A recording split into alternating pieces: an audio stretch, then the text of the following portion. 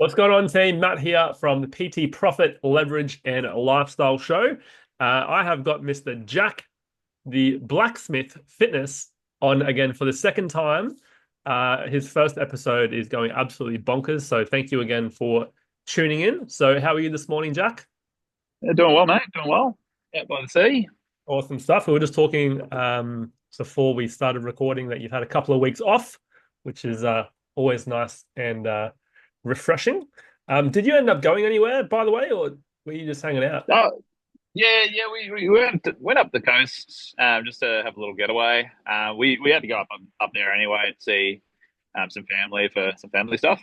But we stopped in at Figara. Oh, yeah. Um, had a little mini holiday there in Figara and like Bundy and whatnot. With saw the turtles and a few other things in Bundy and whatnot. But yeah, no, it was really good. Just a couple of days, me and the missus to ourselves, just to Nice. unwind and sort of take away from the daily, yearly stress and all that sort of stuff. So it was quite nice. Nice. Um, then yeah, came back a week later and then just been chilling, going through the Christmas stuff, and yeah, it's been Awesome. good. Happy days. So we pre-organized this conversation well before Christmas because Mm. I think it's going to be very valuable to a lot of personal trainers, whether they're beginner or even a bit more advanced. Because when we caught up, we went out for dinner with another client of mine, and you were talking a lot about different cues that you use for clients, and it got me thinking. And I was like, this stuff that you're talking about, I don't even know this stuff. Well, I thought it'd be really good to, obviously pick your brain a little bit about the cues because you've obviously done a lot of development with your PT knowledge and stuff as well. So we'll start off relatively basic, I suppose, and then we'll get into some more advanced stuff. But I suppose your point of view, what's the or what is a cue for those who don't know? We'll start super basic. What is a cue for a personal trainer when talking with clients? But what is like a training cue? Yeah. Yeah, okay. Yeah, I guess cue is just instructing someone to do something a certain way. So like say you could be doing like a bodyweight squat or something. And you know, as they start the movement, it's like, all right, well, push your hips back so you can sit into your squat rather than bending forward and trying to do some that thing. Perfect. Love it. Okay, let's actually start with a squat since you gave that example. What's a couple of cues that you would use for let's just say like a back squat, for example? Squat. Like talking barbell squats. Yeah, barbell squats. Oof. You can go into so many levels of advancedness with this. So obviously, like myself, I'm just starting to coach people through powerlifting comps and whatnot. So I'm starting to get into some more intermediate like lifting cues and all that sort of stuff. So you can obviously go all the way up to like a competitive environment where you're actually trying to like get a specific result. Or you can start like at your grassroots, like anyone, like someone that's just gotten under a barbell for like the first time, for example. Yep. And like if you're talking as a coach to that person who's never touched a barbell and is wanting to get under a barbell to do like a barbell squat, for example, um, I have a few interesting like methods of how I go about it myself because I have a teaching background in this, so I have a few different ways I like to go about it. There's a couple ways like you can obviously go through and just like show them exactly how to do it. Get under the barbell, explain yourself, you know, line up your hands so you get under it nice and evenly. Um, Step back out of the rack, set your feet up, you know, hip width, shoulder width apart, toes flared, sort of thing. Um, Hinging your hips back, sitting into your squat, all that sort of stuff, and like literally go step by step and tell them how to do a squat. Or you can go a different approach where you can sort of see where they're at first and then sort of coax them along the right direction. Um, I do this with a lot of people. It's essentially just like throwing them into the deep end and being like, all right, I'm going to show it to you like once or twice, not going to explain it too much, and then I want to see you do it. So we can sort of build around that. Yeah. I like doing that because it's learning by experience, and I sort of experience what's wrong and what's right. Yeah, 100%. That resonates a lot with me because when I do, not so much recently, but when I first started doing personal training, I used to take people onto the gym floor during consultations and go through a few exercises, and a lot of people would freak out Yeah. because obviously people aren't too confident, especially with the PT watching, they're not too confident in doing the specific exercise. So a lot of the time, as you said, you're throwing them in the deep end, but Mm. it's so you can obviously coach them a specific way so they can feel the movement or feel what they're doing wrong, perhaps, Yes. um, as well. So you obviously have a teaching background, which obviously helps because obviously everyone learns a different way as well. Correct. Just Yeah, there's a lot of different ways people learn. A lot of people I find if they're movement inclined, they move or they learn better by like physically doing something rather than someone else who like much rather is like seeing it happen, yeah, for example. So completely agree. And yeah. what do you use like in your experience? What do people usually, or how do people usually learn the best in terms of learning a movement or a technique in the gym? Typically, and I could be completely wrong with this. I could be completely wrong with a lot of things that I'm about to say. I do want to preface, like I'm no expert by no means. There are a lot more people in this industry that have tens of years, tens of 20 years more experience than me. But from what I've seen, visual cues and like looking at something visually, they learn a lot better that way.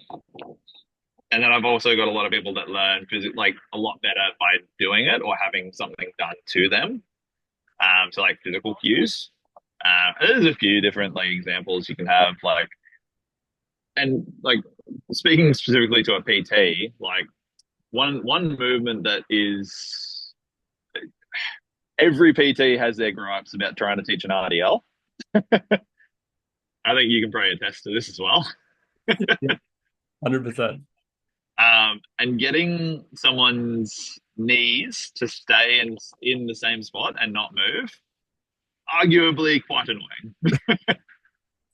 Um, and this is coming from like someone that has never like done like an RDL before. Everyone's bent over and picked up something before, and that's what you're trying to emulate through an RDL. It's just structured. But like a really good physical cue, just like an example, is putting like a rule or like a game in place where they have to abide by it, which puts them into the like what you're trying to get them to do. So, for example, like say with an RDL, if they're struggling keeping their knees back and they keep pushing their knees forward to go as they go down, what you can do is you can put a bench behind them, to behind their calves, and say, all right, I don't want your calves, back of your calves, to leave this bench as you go down. And then either their calves will move off the bench and they'll be like, oh shit. um, or they'll do it right Yeah, 9 times out of 10. yeah, and it also makes it quite fun as well if you It make does. a bit of a game, and because I was talking to another client this morning, one of my online clients, and she was saying that she just feels stupid sometimes doing some of the exercises. She feels like she's got the wrong technique, and like making a fun game like this is gonna make a lot more people feel a lot more comfortable in the gym environment, which is therefore going to get them in the gym more, going to get them better results, going to make you look a lot better as the personal trainer, and you're probably going to get referrals. So it's a really good way of looking at it, is to have that fun mindset. Hmm. Uh, do you have any other uh, examples that you could, like some games, I suppose you could use with different? I, I wouldn't say games, but like I think I've shared this with you. Tricep extension. I was going to bring this up because I remember it from. Yeah, It's a good one. You should say that. yeah, it's a really good one. And like whenever I'm with a client, if I can make them laugh whilst doing exercise and then have them understand exactly what I'm trying to tell them, it just adds so much value to that point. And it follows on to that point where like, you build that rapport, you get more rapport with that client, they get a better result, and then you get more referrals from that. So the more you can build rapport with people through this sort of teaching approach, the better it is. But it's not specifically for just like getting referrals or anything. It's making the client feel more comfortable and feeling like they're not stupid and feeling like they're not being judged or anything. Like they're just joking around with like someone who's actually teaching them how to do something properly. Um, you can always bring it back to that point. But like, yeah, so trust extension. And this, yeah, a lot of people do struggle. Like, actually, it's the hinging element into it. Because when you do a tricep extension, yes, you can stand dead straight, locking the hips out with your knees, like dead straight, and you will get some sort of a tricep pump doing that. But it's ultimately like you don't get a good lockout. You can't balance and stabilize the weight. So it makes it really tricky to get any sort of load. So the second you do start to do heavy load, you start to round your back and you're doing this really big hunching movement to try and get it down. It's really not good, as most PTs should know. Mhm. So a good way to get someone to hinge into a tricep extension, and most people have done this because most people have an inner child. You tell them, imagine you're like 10 years old and you're pretending to be a T Rex. And then everyone does this and sticks their ass out because they're trying to get the big tail, and then they're just laughing and they're actually in the right position. Yeah, Yeah, I love the analogy, and it makes you laugh every time. Like, it does. yeah, I remember doing that. And then they do it and they're like, shit, that's actually right. That's awesome. Nah, I cracked up laughing when you told me that. And No one's probably my favorite. And like whenever like I see someone doing, or they like they're not sure what they're supposed to be doing with like the technique, and I'm just like, rar. And then they get it straight away. I'm like, yeah. that's awesome. Okay, cool. So that's obviously a couple of ones that we talked about. So the tricep one, obviously some squats. What's some other exercises that you, I suppose, commonly see people get wrong, and then we can go through a few cues, Oh, um, help out those I people. mean, deadlifts are Yeah, I was always gonna say very deadlift. average. Um, yeah, you could spend an entire episode on a deadlift. Um, yeah, I guess we could talk about deadlifts briefly. Yeah, Um, just don't go too advanced. Just I know it's hard because there's a lot of different elements. Um, there's so many different elements you can pick from a deadlift. Like I think one of the biggest ones, or two big ones, is bracing and like what that does to the lift and your back, and then the other one is the difference between push and pull. I think a lot of people get those mixed up all the time. A lot of PTs, from what I understand, do know how to teach a deadlift to some degree or to a basic degree, but actually taking it beyond that and putting weight on the bar is pretty tricky. And like those two things are pretty key to that. So like going to the brace, because like bracing is quintessential for any sort of heavy lift. If you don't have a brace when you're doing like a bent over row, for example, um, your back tends to ache a shit ton. yeah. And then you turn it off that exercise.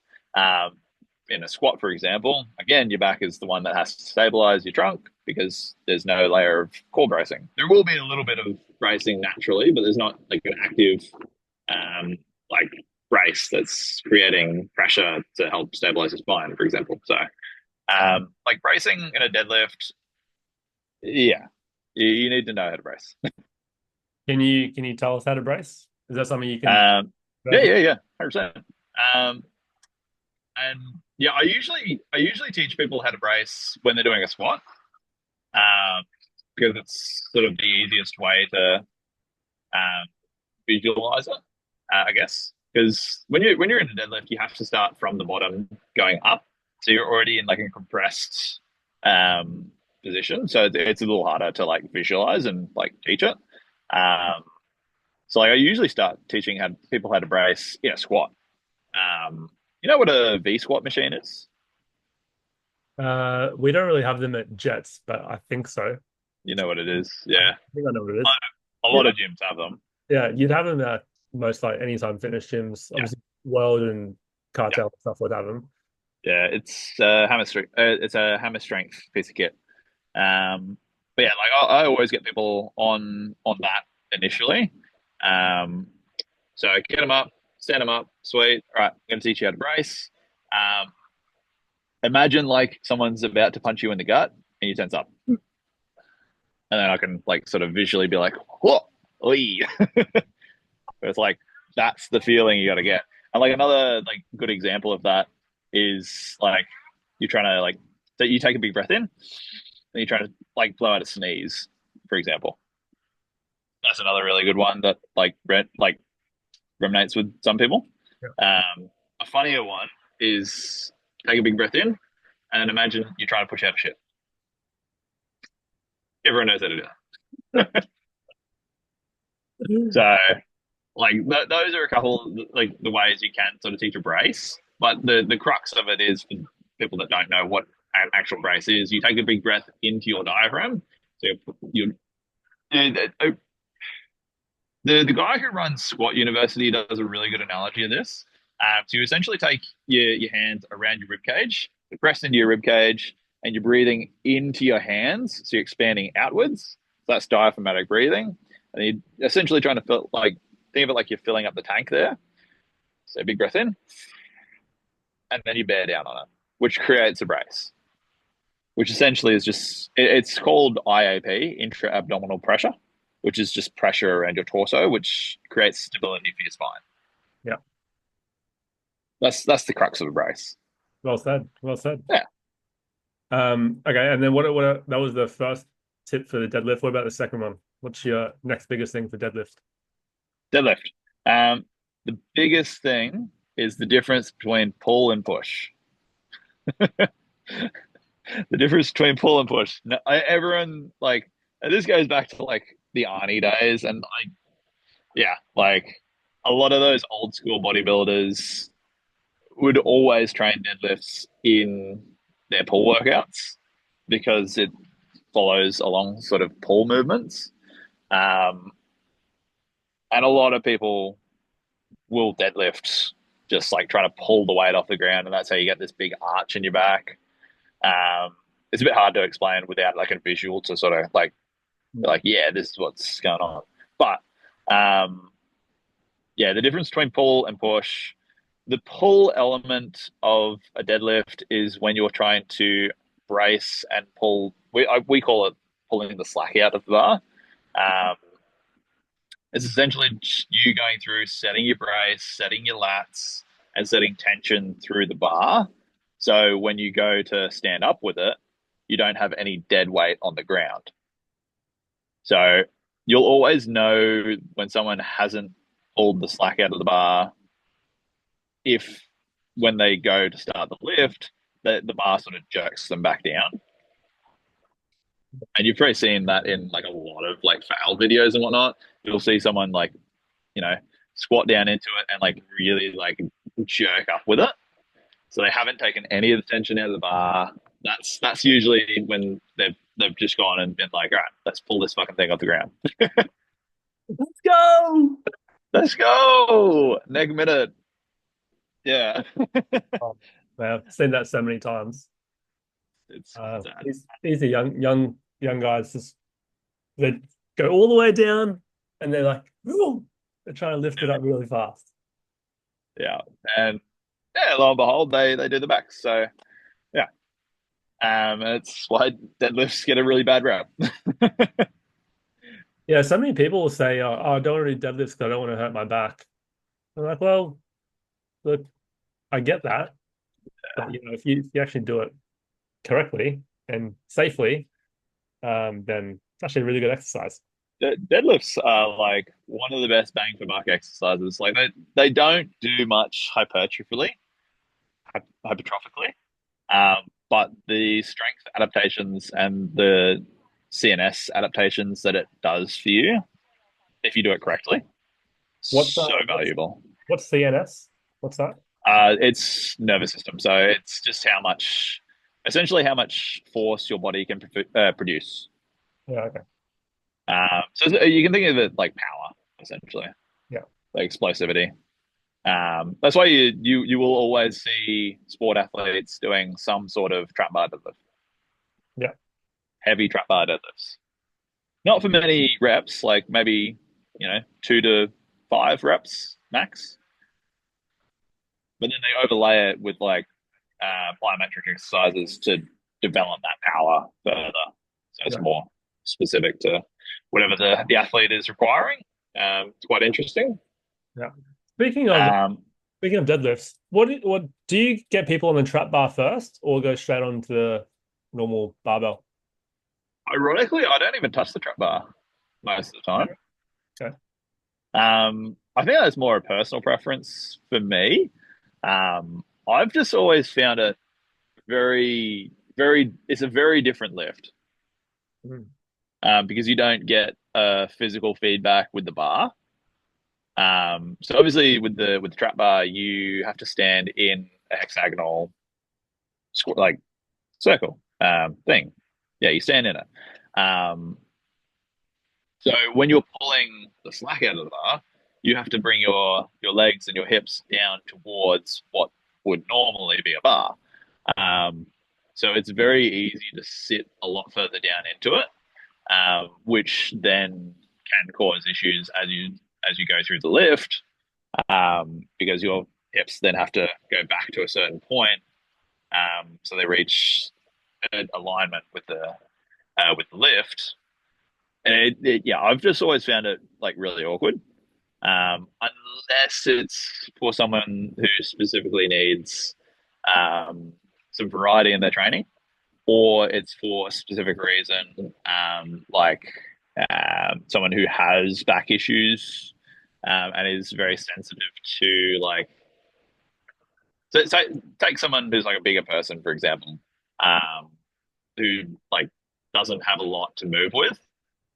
They might need something that's a bit bigger and a bit easier to get down to, so they can actually get through the crux of the lift. So I only ever use it as like a specialty tool, Yeah. or for like variety. Yeah. I don't really use it that much either, but I found some people that struggled with the deadlift movement could progress easier with a trap bar first and then go back onto barbell. But most people just barbell whole way, to be honest. Okay. Yeah, barbell's easy enough to teach. It's just having good fundamentals. Hmm. Yeah. Um, but yeah, just before we move on, going back to the push pull thing, Yeah. because we didn't get to the push. Yeah. Um, so like going back to like what I was saying about pulling the slack out of the bar, for example. Um, so once you've set your back and you've set the tension, you've pulled the tension out of the bar. What produces the force down to actually lift the bar up is what we consider the push. So a really really good cue for someone who struggles with like connecting the deadlift to their legs is think of it like you're trying to push the world away from you. So you're trying to get between the bar and the ground by pushing the world away, which really helps people who struggle with leg drive on a deadlift. Um, and it's just cueing that over and over and over and over again. Yeah. Okay. And just with the just to confirm with the bracing, you bracing between every lift, like each rep. So you have like Ooh. a mini break type of thing and then brace again, or you just keep bracing for like 3 reps, 6 reps. So this is where specificity comes into it. So in my brain, it's every rep you brace, but that's because I come from a powerlifting background, and I coach and teach people how to do it properly. In When I say properly, it's in the standards of like powerlifting, for example. Yeah. So in powerlifting, our objective is to lift the most amount of weight for one rep, and that's it. So the way you train that is because you don't always train one rep maxes. That would be stupid, and you'd be injury prone. um, yeah, you treat every so say you've got like a set of five, for example. Like every rep, you're treating it like it's like five one rep maxes. Yeah. Okay. So you reset every time. For the average gym goer, it should be like either every rep or every couple reps. So this is always going to depend on the intensity of the lift. If it's closer to like, 80% 1RM, so say your one rep max is like 100 kilos, for example, and then you're out there doing like a set of six at like 80 kilos, that's going to be relatively intense for that individual. So they shouldn't really go more than two reps without a breath. Yeah. That's not like a general rule. It's always going to be up to the individual, but they should, like, general rule of thumb, you shouldn't do a lift if you're not confident in your brace because that puts you at a higher degree for injury or higher proneness for injury. And that's what you always want to try and avoid with any sort of compound lift. Yeah. Okay. Good points. Um, okay, let's go through a couple of other cues. Up to you if you want to go more basic or intermediate or advanced. Let's see Yeah. if we can do a few other. What other exercises do you think are good cues for personal trainers to know about? It's really popular exercises. Well, you mentioned a couple before. You could do bench press. Let's finish off the powerlifting stuff. Hey, Still, um, yeah, bench press. Sorry, it's just starting to rain. oh no. Hope you're undercover. I am, but it's quite windy by the sea. I can still hear you okay, but I can tell it's quite windy there. You can edit this in post prod, right? I can, but it'll be fine. It'll be sweet. Can you still hear me? Yeah, but I'm getting wet. Oh, okay. That's all right. Yeah, it must be very windy if you're getting wet under there. Quite windy. The joys, the outside podcast. Yeah, the risks. Do you want to sit in the car, or you think you're good there? I'm reasonably far away from the car. Oh, okay. Give me 2 secs. Yeah, all good, all good. I'll just pause it. We're back, team. We had a bit of a storm there that good old Jack got caught in, so we're back Yeah. back in his car. The joys of wanting to be out in the outdoors. Something you have to factor in is the weather. That was not. Yeah, we're just saying it was pretty funny because I'm only probably 20 or 30 minutes away from you, and it's beautiful, beautiful blue skies out here. But Oh, it's blue skies now. yeah, that was very fast, wasn't it? It Very. was very fast. I had to look at it on the bomb, and I'm like, I could probably just sit here and just it'll go straight over us, and it was fucking like uh, hissing down. all is good. I think we're talking. I'm not sure if you got into the bench press. We're going to Bench talk press. press. About Yes. cues for bench press. Um, what sort of cues would you like?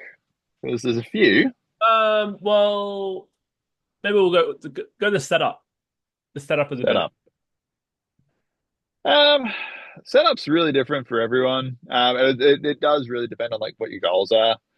Because there's two different approaches to bench. It sort of stems from like powerlifting and bodybuilding. It's like, what are you trying to do? That's the first thing you ask yourself. Because like if you're trying to build muscle, the setup isn't that different. It's just more closer to like 1.5 times shoulder width. So as you bring the bar down, you should have a right angle or a slightly less than right, slightly more than right angle. No, So like if that's your angle, should be more on that side than that side. Yeah, okay. Um, just because you want to emphasize, more of the stretch, you want to take those muscle fibers through a deeper range of movement. Bench press isn't the best exercise to do that on. If you go down the bodybuilding hierarchy of eliteness for chest, bench press actually doesn't rank super, super high. That will be argued to the end of time by everyone, though. I think it's all right, but yeah, there are definitely some better exercises for building a bigger chest because of the stretch element. But if you're setting up for like powerlifting and you want to get like more strength out of your bench press, for example, you're on the wider side because the less range of movement that you have to take the bar through, the better shot you have of putting up a bigger number, for example. Yeah. So there's two different thought processes to it. Yeah, okay. And then what about, because I obviously see a lot of powerlifters, and I think you do it as well. You have the arch in your back. Um, Yes. do you want to explain why people do that? Because I've seen both arguments for it. I don't know really the reason of the Mm. benefits and the drawbacks, but can you explain why? So the main reason, and you should always have some sort of an arch. It comes down to like just grassroots. You need stability for a lift. So like bench press, obviously it's a compound movement. The way it's compound is because of the way you stabilize the lift. So a lot of people just treat it as an upper body movement, which yes, it is, but you need your legs to be able to create stability and producing force, which is why you see a lot of people set up in a really big arch because there's a few ways of creating that force. And it's what people call leg drive. So there's, you know, you get powerlifters who don't have a huge, huge arch, but their leg drive is really, really solid. And then you have other powerlifters who have a huge arch and their leg drive isn't as great, but the tension's higher. Um, Going into the specifics of like why each work better for different people, that's a bit more advanced. But the general premise is you have three or four or five. That's a lot of numbers. You have viewpoints of stability. So you've got your upper back, your glutes, and then your legs. Yes. Yeah, three. Yeah. Okay. So if you were to take your legs out and put them like up on the bench or like just kick them out, your bench becomes very for someone who has trained like that, it becomes very weak because you lose a point of stability. It's like losing your brace in a squat, for example, or like putting the bar on your shoulders rather than your back because the stability is different. Um, yeah, that's essentially why you have an arch in a bench press. Yeah, okay. Cool. All right, well, let's go through one more cue, which is a different exercise. I'm going to give you a couple exercises and you pick which one Mm, you want to do. okay. So let's do uh barbell rows. We'll do lat pull down. Um, Ooh, we can do seated row. Um, nah, we got to do lat pull down.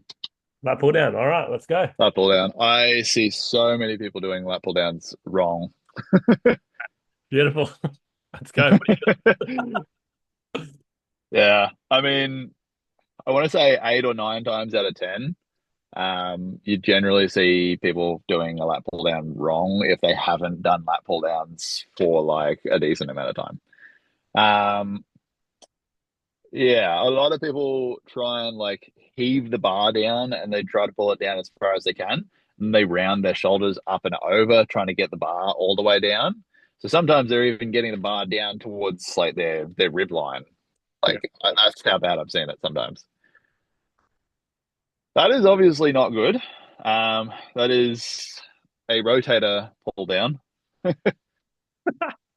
guess you could call it. Yeah, I was going to say you're making up names here, but Yeah. pretty much. Oh, I am. Um, yeah, no, the main function of your lats is to bring the elbow closer to midline and retract, no, depress the shoulder blade. So, in order to do that, a lot of the time your range is only ever going to finish just under your chin or closer to your collarbone. So, Yeah, like a really good cue, and sometimes what I'll do with people, because sometimes telling them the cue doesn't quite work, you change the bar. So you change it from like a lat pull down bar, for example, to like either a close grip or a neutral grip attachment. You can teach them how to engage their lats a lot better um, to get the exercise, get out of the exercise what you want. So like a really good cue for that is like you just imagine like you're trying to twist your elbow in towards your ribs as you're pulling it down. Or another one I've heard is like, you know, pull your elbows into your side whilst thinking that your like chest is being pulled up to the roof. So you get that big puff in the chest. yeah, Those are a few good cues. I'm drawing a blank on the rest of them, but yeah, there are a few other good cues for it. yeah. So in summary, like I see it all the time as well. Like you should really only be going to like top of your chest, Hmm, bar up, and then bringing your elbows in. correct. Ooh, beautiful. Um, Yeah. awesome. Is there any other cues for lat pull down, or is there any ones that we missed that are pretty common that you got that you kind of use? Pretty. Yeah. I don't think there's any others that are like super, super obvious.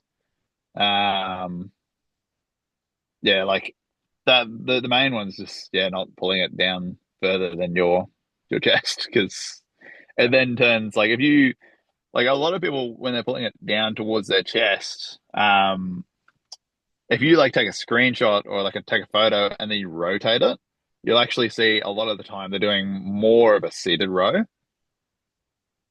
in terms of like line on the the pull of the muscle. yeah, Um, so yeah, no, getting them to pull it under their chin or just to there is a lot better. Because you get a lot more contraction through your lats and you avoid that like rolling issue because a lot of beginners struggle with that. yeah. Awesome. Love your work. Awesome, mate. Thank you again for jumping on second time. It's been Yeah, no. to dive a bit more into the mechanics and the cues of personal training. Obviously, last time was more about your own personal journey, which is awesome. So you obviously I think you post a fair bit about PT knowledge itself, or the biomechanics as well. I know you're quite passionate about that. So Hmm. again, if people want to follow you and your journey, where do people find you? It's at Jack underscore Blacksmith Fitness on Instagram. That's where I'm at. Happy days. All right, my friend. Have an awesome day. Likewise, man.